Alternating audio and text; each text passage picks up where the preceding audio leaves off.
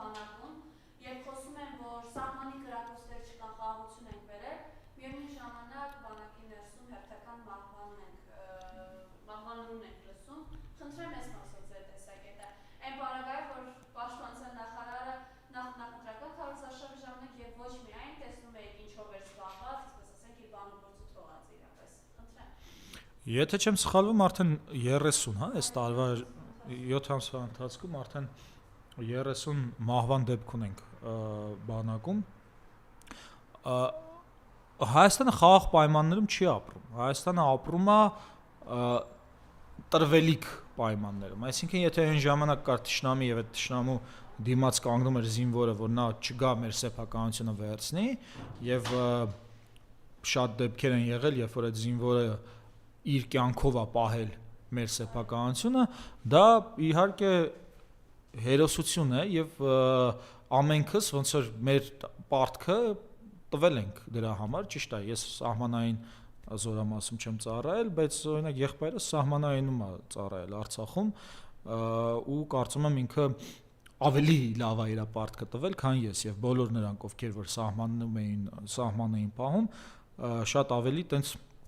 ոգևորիչ են իրենց վարքը ծառայությունը։ Հիմա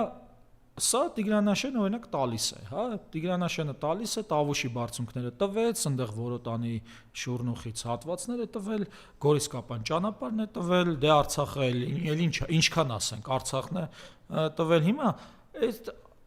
զինվորը իսկապես ոնց էր այդ 9 հոգին հիշում եք, այդ 9 հոգին։ Ոնց էր իրանց մեջ պայմանավորվածություն, հա, այտենց բնական, ոչ թե նստել խոսացել են, որ մենք նաև պետք է մեզ պաշտպանելու համար բոլորս մեր ներդրումը ունենանք։ Ու նախ իրենք են ունենում, հետո իրանց երեխաներն են ունենում։ Դե հիմա տենց է, մարդը ի վերջո կաթնասուն է, չէ՞, ասենք, այս երկիր մոլորակում ապրող կենդանիներից է։ Չմոռանանք, հա։ Հիմա դրա համար մարդն էլ գոյության կռվի մեջ է ու բնականաբար մարդն էլ ինքը իր տեսակը սկսում է պաշտպանել։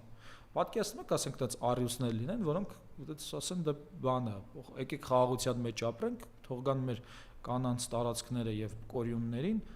հավքեն տանեն։ Ոնց որ ասենք Նիկոլ Փաշինյանը սպիտակ արիուսին տարավ բան արեց, հա, 300 առյուծ կա ընդամենը այդ սպիտակներից, մեկին փաստորեն սրանք սպանեցին։ Մի խոսքով, հիմա այդ բանակում իմ տարիներում էլ ու ցավոք սրտի կա այդ խնդիրը, որ երիտասարդներ են ու իրար հետ հարաբերությունների ընթացքում նաև դե զենք ունեն, բան են, այդպես ելքեր են տեղի ունենում, հա, բայց ինչի՞ց է դա կրկին, ասենք, քրեական ենթամշակույթի հետ կապված ինչ-որ օրենք են, չէ՞, մտցրել սրանք, որ բանան են, սահմանափակ են քրեական ենթամշակույթը։ Բայց փաստորեն այդ օրենքի միջոցով էլ չեն կարողանում իրանք այս խնդիրները լուծել։ Այսինքն ոչ միայն դավաճան են, հիշում եք, դες բան կար, խոսակցություն կար, սրանք դավաճան են, թե ապիկար են։ Ոչ միայն դավաճան են, այլ նաև ապիկար են, հասկանում եք։ Ոչ միայն զինվորի այդ առաքելությունը հանել են զինվորի վրայից, որպես ու նենց տպավորությունա, որ այդ սահմանները իրանք են հանձնում, բայց զինվորներին են նահանջ տալիս։ Ու ոնց որ պրոյեկտվում է իրանց այդ տարածը զինվորների վրա, որոնք ընդհանրապես մեղք չունեն, բայց սրանք դիտավորյալ ոնց որ պրոյեկտ են, հետո էլ բան են, գեներալի կոչում են տալիս նրանց, ովքեր այդ նահանջը կազմակերպել են։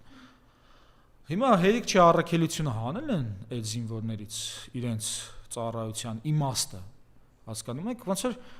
որ լրագրողին ասես հարցազրույց այլևս չվերցնես, նույնը զինվորն է, ասում ես դե այլևս պետք չի հայրենիքը պաշտպանել, հա, ինչ է այսօրվա զինվորը, ինչի համար են այդ տղաները գնում ծառայում ու ասենց մահվան ելքով արդյունքներ են լինում, ինչի համար, եթե նրանք հայրենիքին չեն ծառայում, այսինքն մեր պաշտպանությունը մեկս մյուսով էլի ոնց որ իրար փոխանցելով այդ պաշտպանությունը իրականացնում ենք։ Ու հենց կարելի է չմոռանանք նաև այն բանի դեպք են 15 զինվորը որ կացանում վարվեցին։ Գիտեք, այստեղ մի հատ ուրիշ բան կա, նայեք, կարող է ասենք գա ինչ որ իշխանություն, որի այդ non-combat death են ասում, հա, դա բոլոր բանակներում, գրեթե բոլոր բանակներում կա հիմա բանը ոչ մարտական պայմաններում մահվան դեպքերը։ Բայց այդտեղ նախ հարցը նա որ դու պետքա մաքսիմալ 0-ացնես, ոչ թե ասենք 7 ամսվա ընթացքում 30 մահվան արդեն ելք ունես։ Մյուսը, որ ի վերջո այն բանակները, որտեղ այդ ոչ մարտական դրություններում զոհերը լինում են, այդ բանակները իմաստ ունեն։ Այդ զինվորները գոնե գիտես ինչի համար են այնտեղ զինվոր։ Մեր բարագայում անհասկանալի է, պացիֆիզմի նշանը դրել են, ինչ-որ միջոցառումներ են անում։ Հա, դե չգիտեմ, տեսել եք թե չէ։ Պացիֆիզմի նշանով բանակում միջոցառումներ են անում։ Այս քաղաքից այդ զինվորների, զոհված զինվորների նկարները մաքրում են, այն Վահագն Մխոյանն լավ գրել, այն Անահիտ Աստվածուհու քանդակի այդ նկարները շենքերից ասում ասա չեն մաքրում, իհարկե դա իր տեղը ունի, ես չեմ առաջարկում որ պետքա դա մաքրվի, ինչ որ բայց օրինակ այդ զինվորների նկարները մաքրում են։ Դա նոնսենս է, էլի, ասենք չի կարա էլ տենց բան լինի, ասենք մեր ժողովրդի մեջից տղաներ են դուրս եկել, որոնք գնացել են, ասենք այդ պաշտպանությանը մասնակցել են, կյանք են տվել։ Ասենք չի կարա էլի sense բան, ասենք այս մակարդակի դավաճանությունը պետք է չներվեր էլի, բայց հիմա հասկանալի է, այս չի ներվում։ Պարզապես այս տղաներն ու աղջիկները զենքը դրել են ժողովրդի գլխին ու ասում են, չէ, դուք պետքա մեզ չդատեք։ Դա չի լինելու էլի։ Ասենք չի կարա այդ մի հոգու այդ հիվանդագին ցանկությունները կապվի մի հատ նորմալ ամբողջ ազգին։ Եվ ամեն դեպքում, հա, որևէ պատասխանատվություն, որևէ բան իրենք չեն կրում, ասելիք անգամ չունեն հասկանում։ Մեկ մարդը կա, մարդը չկա, զինվորից դա ողջ ապշտղա է տվել բանակի հայրենիքին, դիակ են վերադարձել։ Դա չէ պատասխանատվության ժամանակը գալու է։ Տեսեք, նախորդ իշխանությունների, նախորդ համակարգի, ոչ թե իշխանությունների այն անարդարությունները, որը 90-ականներից սկսվեց, ընդ որում Նիկոլ Փաշինյանենց մամաների եւ պապաների շրջանի անարդարությունները, հա, մխրճեց այս բանի մեջ իրականության մեջ, այդ անարդարությունների համար որոշակի ինչ որ տիեզերական արդարություն տեղի ունեցավ, ստեղի լավ տեղի ունենալու, չկասկածեք, անիմաստ չեն կապրում, էլի, նախ իրենց կյանքի ընթացքում թե իրենց կյանքից հետո միևնույնն է լինելու է, հենց որ իմիջիալս մեզնից էլ է կախված, թե երբ կլինի։ Մեր կրթվելուց, մեր ուսանելուց, հասկանալուց, այս քաղաքական խաղերը, ռազմավարությունը